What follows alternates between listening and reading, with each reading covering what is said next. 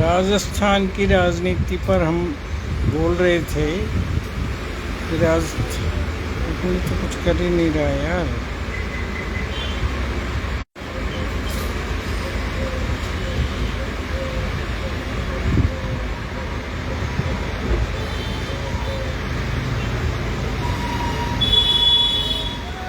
हाँ, तो राजस्थान की राजनीति पर हम ये बोलना चाह रहे थे कि राजस्थान एक ऐसा राज्य है जो जहाँ ज़मीन तो बहुत अधिक है, लेकिन यहाँ के 8 करोड़ लोगों में कोई मादा नेतृत्व का है ही नहीं। यहाँ कोई भी पिछले कई चुनावों में यहाँ कहीं बाहर के लोग आकर के यहाँ पर अपनी सत्ता स्थापित करके चले जाते हैं और वो यहाँ पूरी तरह से पॉपुलर लीडर, लोकप्रिय नेता बन जाते हैं। उसमें चाहे वसुंधरा राजे हों, चाहे यहाँ पर राजेश पायलट हों, चाहे उसका बेटा सचिन पायलट हो, सारे लोग उसमें हैं। यहाँ पर एमपी तो कई, इवन देवीलाल एमपी रहे, बलराम जाखड़ एमपी रहे, धर्मेंद्र एमपी रहे, यहाँ से बूटा सिंह एमपी रह गए, और यहाँ से कोई भी बाहर का आज भी 2-3 जौनपुरिया एमपी हैं, वो वहाँ के सिरोही के एक एमपी हैं। तो ये सब मिलकर यहाँ चुनाव लड़ लेते हैं और जीत जाते हैं। यहाँ की जनता को कोई परहेज नहीं है इस पर, क्योंकि ये रजवाड़ों का प्रदेश रहा और रजवाड़े अपनी ठसक तो रखते थे, लेकिन कभी वो लड़ाई लड़ने में विश्वास नहीं था। लड़ाई लड़ते भी थे तो हारते थे। तो ऐसी सूरत में राजस्थान की जनता आज भी एक ऐसे राज्य की जनता है जो देखा जाए तो वो ज़्यादा अच्छी नहीं है। जनता में जो जागरूकता है वो अभी आई नहीं है। जैसे यहाँ का आदमी बंगाल में जाके मंत्री नहीं बन सकता, बंगाल में जाके चुनाव नहीं लड़ सकता। यहाँ का राजस्थान का कोई बाहर जाके तमिलनाडु से एमपी बन के नहीं आ सकता, केरल से एमपी बन के नहीं आ सकता। लेकिन यहाँ कोई भी आके, और राज्यसभा के सदस्यों में तो आप प्रमोद तिवारी को ले लीजिए, सुरजेवाला यहाँ बन गए, वेणुगोपाल यहाँ बन गए, मुकुल वासनिक यहाँ बन गए। तो राज्यसभा में तो ऐसे चलता ही आ रहा है, कोई को भी बाहर के को ला करके यहाँ जिता देते हैं। क्योंकि कांग्रेस में एक हाई कमांड नाम की चिड़िया बैठा रखी है। वो हाई कमांड शुरू से तो नहीं था, शुरू से डेमोक्रेसी में विश्वास था। महात्मा गांधी के समय भी डेमोक्रेसी में रखते थे, चुनाव होते थे। सुभाष चंद्र बोस ने महात्मा गांधी के आदमियों को हराया और 2 बार प्रेसिडेंट रहे।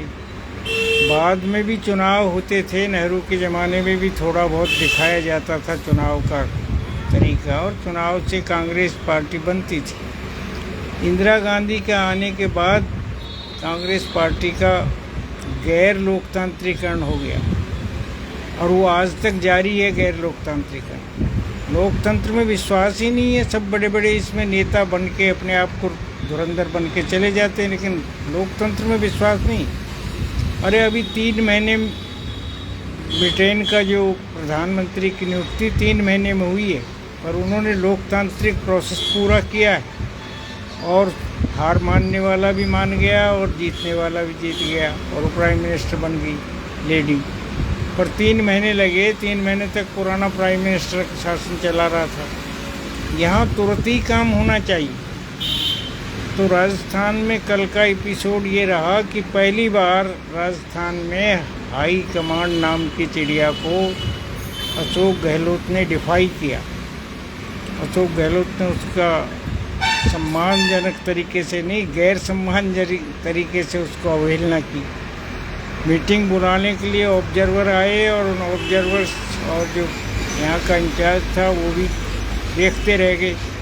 मीटिंग कहीं बुलाई गई और मीटिंग कहीं हो रही है, उन्होंने सबने त्यागपत्र दे दिया। तो बहुमत तो त्यागपत्र दे रहा है, 80 आदमी त्यागपत्र, 82 आदमी त्यागपत्र दे रहे हैं। 101 की पार्टी है, उसमें से 80-82 त्यागपत्र दे रहे हैं। तो आपके पास है ही नहीं, आप किसको चुनना चाहते हो? तो वो पहले ग्राउंड रियलिटी पे गए बिना हाई कमांड के ये डिसीजन यहीं ख़राब नहीं हुआ। ये डिसीजन उत्तराखंड में ख़राब हुआ, पंजाब में ख़राब हुआ, फिर हिमाचल प्रदेश में पहले ही हो चुका था और अब राजस्थान में भी ये प्रयोग हो रहा। तो जैसे बहादुर शाह जफ़र का आखिरी में खुद बहादुर साहब जफ़र रह गए, वो क्रांति भी नहीं कर सके और न स्वतंत्र वो संग्राम कर सके, अंग्रेज़ों ने उनको गिरफ्तार करके रंगून भेज दिया। तो ये जो व्यवस्था है हमारे यहाँ, ये है कि ढहती हुई चीज़, कांग्रेस का ढहता हुआ किला है, उस किले को बचाने के लिए वो हाई कमांड का रूप रखते हैं। क्या हाई कमांड नाम की चीज़ ख़त्म हुई? कहाँ पर हाई कमांड रह गया? वो तो इंदिरा गांधी ने ईजाद किया था हाई कमांड। हाई कमांड तय करेगा, वो एक रेजोल्यूशन पास करे, ये करे। अरे आप चुनाव कराइए डेमोक्रेटिक तरीके से, क्या बुराई है उसमें? दो मुख्यमंत्री लड़ेंगे, 3 लड़ेंगे, उसमें से जिसके ज़्यादा नंबर होंगे वो जीतेगा, वो शासन चलाएगा, उसको सब एक्सेप्ट करेंगे। तो ये कांग्रेस ने अपना वजूद इसलिए खोया है कि वो उन डेमोक्रेटिक प्रोसेस में विश्वास ही नहीं करती। तो राजस्थान में भी वही खेल हुआ। अल्टीमेटली अब इसका क्या नतीजा होगा वो तो आगे की बात है, पर अभी तो एक बार तो कम से कम ये सीधा सीधा चैलेंज है कांग्रेस लीडरशिप को कि हम नहीं जाएंगे तुम्हारी मीटिंग बुलाई हुई, हम अपनी मर्जी से ही तय करेंगे कौन चीफ मिनिस्टर बनेगा, कौन नहीं बनेगा। आपने ऊपर से भेज दिया आदमी कि ये बनेगा, वो नहीं बनेगा। तो ये अच्छी बात है, राजस्थान में कुछ अकल आई थोड़े दिन, और इस अकल का अब आगे क्या नतीजा होगा वो तो मैं नहीं कह सकता, लेकिन मुझे जो लग रहा है कि कांग्रेस में विखंडन के बीज बोए जा रहे हैं और अगले चुनाव में कांग्रेस इस तरीके से राजस्थान भी खो देगी और छत्तीसगढ़ भी खोएगी। जो आशा की किरण राजस्थान को 3 राज्यों में है वो केवल मध्य प्रदेश में दिखाई दे रही है, क्योंकि मध्य प्रदेश में ये दल बदल का खेल हो चुका था और वहाँ पर सरकार बीजेपी की वापस बन गई थी कमलनाथ को हटा के। तो लोगों में वो थोड़ा सा संतोष रहा है, तो शायद है वो चुनाव जीत जाए कांग्रेस में। लेकिन कांग्रेस हाईकमांड के बल पर नहीं जीतेंगे, वो दिग्विजय सिंह और कमलनाथ की जोड़ी से चुनाव जीत सकते हैं, क्योंकि वो ऐसी लीडरशिप है जो फर्मली उसको कांग्रेस की जो वजूद है को बनाए रखना चाहती है। जबकि हमारे यहाँ फर्म नहीं है। यहाँ तो यदि एक धमकी दी जाएगी कि आपको अशोक जी त्यागपत्र देना है, राजाना है, और वहाँ सचिन पायलट को बनना है तो बनेगा। सचिन पायलट को कोई नहीं रोक सकता। लेकिन मेरा ये ख्याल है कि बिना बहुमत के आप बना के करोगे क्या? वो इंदिरा गांधी थोड़ी है जिसने बरकतुल्ला का को 12 MLA पे यहाँ पर मुख्यमंत्री बना दिया था और सुखाड़िया जी को कह दिया त्यागपत्र दीजिए, पर वो प्राइम मिनिस्टर थी इंदिरा गांधी, तो उन्होंने प्राइम मिनिस्टर के नाते बनवा दिया था, नहीं तो वो तो राष्ट्रपति शासन तक भी कर देती थी। उसने सबसे ज़्यादा राष्ट्रपति शासन लगाए। तो वो फर्म लीडरशिप का एक कंसेप्ट है जो ये ढहती हुई किले व्यवस्था में नहीं चल सकती है। और अल्टीमेटली मेरा ये भी मानना है कि ये जो भारतीय राज्यों की विधानसभाओं को जो अधिकार देना चाहिए, ये कॉन्स्टिट्यूशन में ही वर्णित कर देना चाहिए। प्रधानमंत्री मुख्यमंत्री चुना हुआ होगा, जिसके पास ज़्यादा MLA वही मुख्यमंत्री बनाएगा।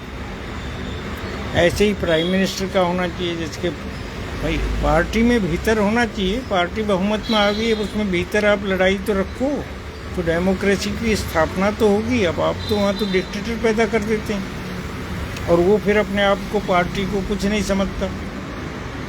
तो ये ब्रिटेन में आप ब्रिटेन के प्राइम मिनिस्टर होते हैं, बनते हैं बार बार, वो वेट करते हैं, पार्टी जो तय करती है वो करते हैं, उसका वोटिंग प्रोसेस है, उस प्रोसेस में वो जा कर के प्रधानमंत्री बनते हैं और वहाँ दूसरे दिन वो बंगला खाली कर देते हैं।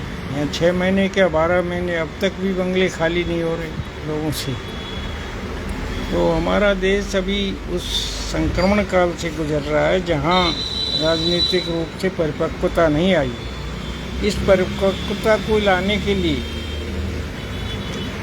सबको कॉन्शियस होना जरूरी है, सबको जागरूक होना चाहिए कि ये जो जा रहे हैं इनका क्या उत्तर देते। तो मैं इसमें अशोक गहलोत को बधाई देता हूँ, कम से कम उसने उस हाई